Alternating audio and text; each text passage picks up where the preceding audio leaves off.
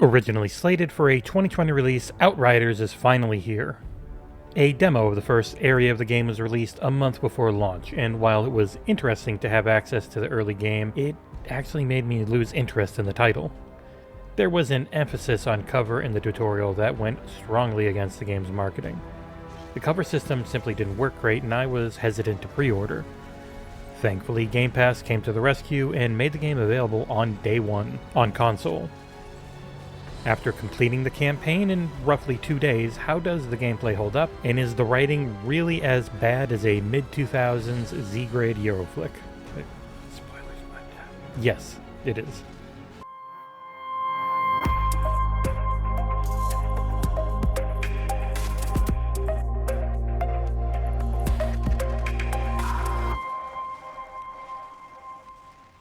Outriders is an incredibly fun video game that has some of the worst writing I can ever remember. It isn't just trope-filled and low quality, it made me genuinely hate pretty much every single character in the game. I don't think there is a single character in this video game that I like. Thankfully, the B button is always there to help you skip a conversation or a cutscene, but as I was playing for a review, I sat through the majority of them. It's a shame, as the world building is genuinely good at times. There is a mediocre but okay mystery at the heart of things. The payoff is okay, not great, but the B-movie tropes that fill each cutscene that your protagonist is not a part of wear thin roughly 5 minutes into the game, and more about that protagonist.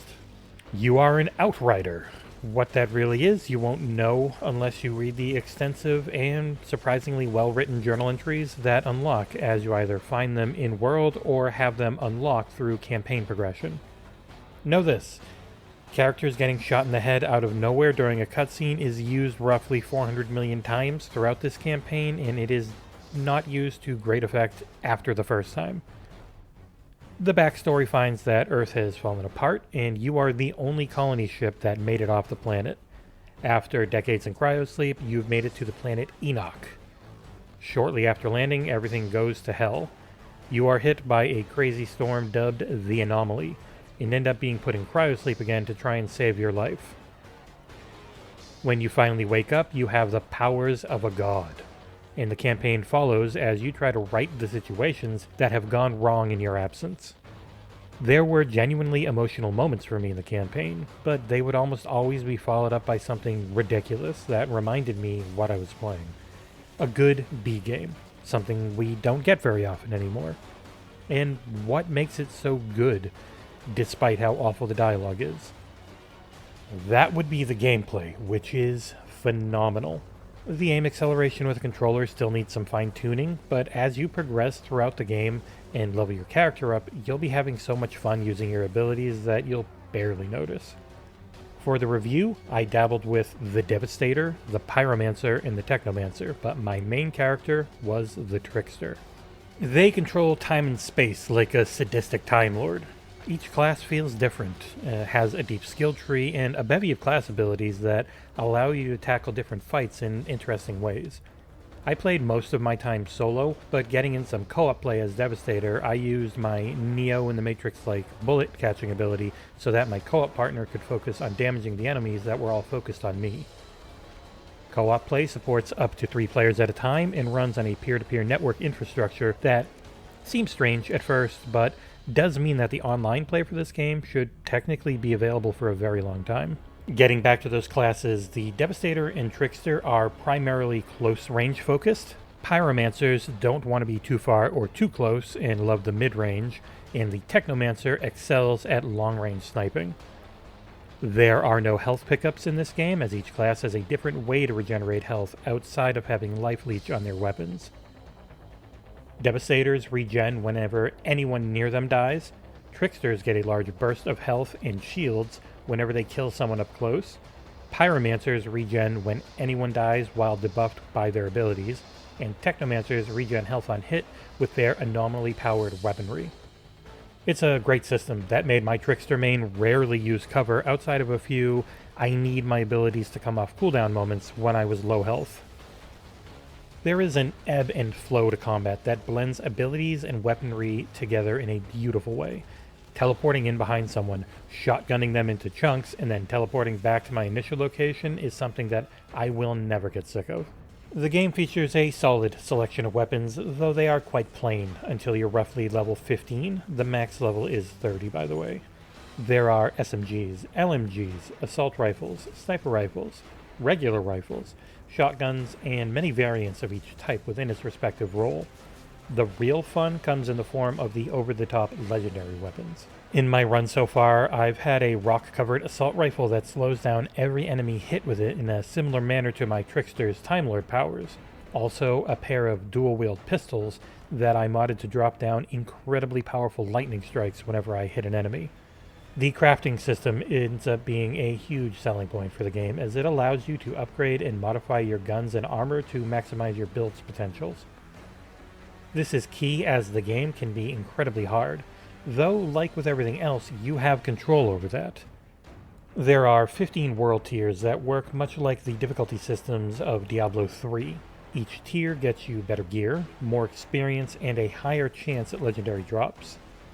The game's complete lack of PvP empowers the developers at People Can't Fly to let loose. There is no need to balance two different modes, and the power fantasy that affords helps make what would have been a mediocre game into something that I really loved playing.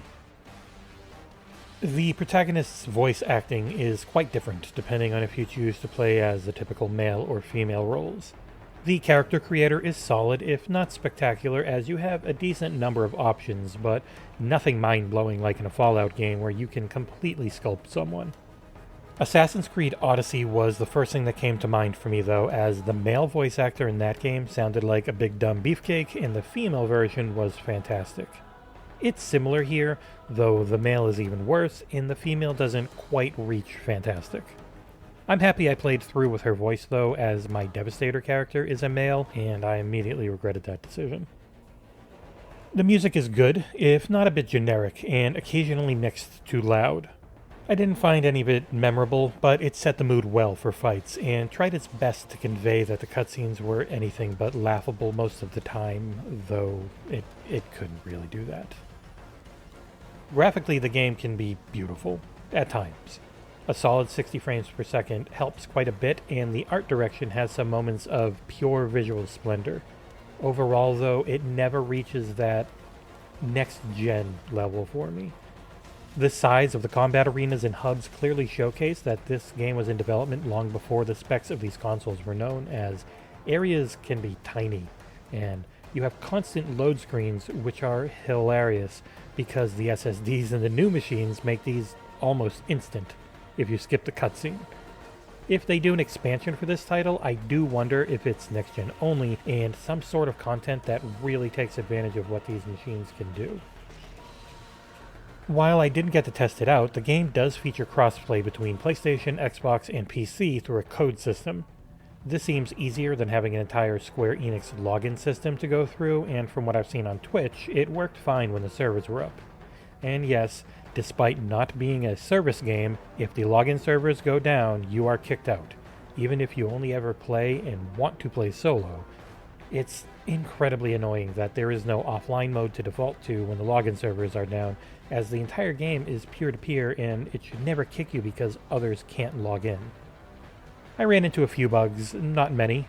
They were mostly loading-based, as things would crash during a load screen, though I did have a few late crashes in my inventory as well in the endgame.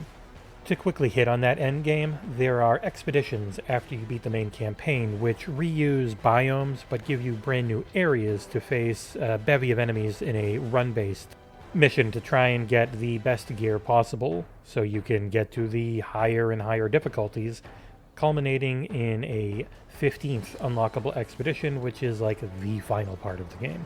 It's pretty cool, and I look forward to testing it out. On the whole, launch has been pretty solid. For a decently large title that is doing gangbusters through Game Pass and Steam player counts, I have been impressed at how well things have worked overall, which is a bit sad considering there still have been several issues.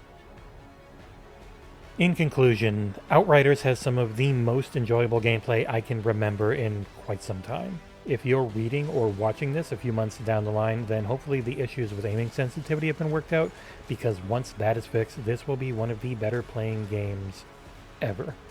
The story's okay, the dialogue is horrendous, and if you find it annoying, just skip it in every cutscene and conversation so you can get back to that beautiful, fabulously frenetic action as quickly as you can. Outriders is available on Xbox and PlayStation consoles. It's also on Windows PC and is a part of Xbox Game Pass for console at launch.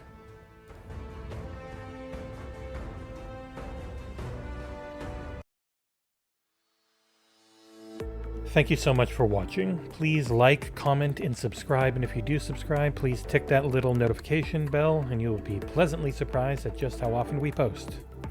We'll see you here next time at XboxEra.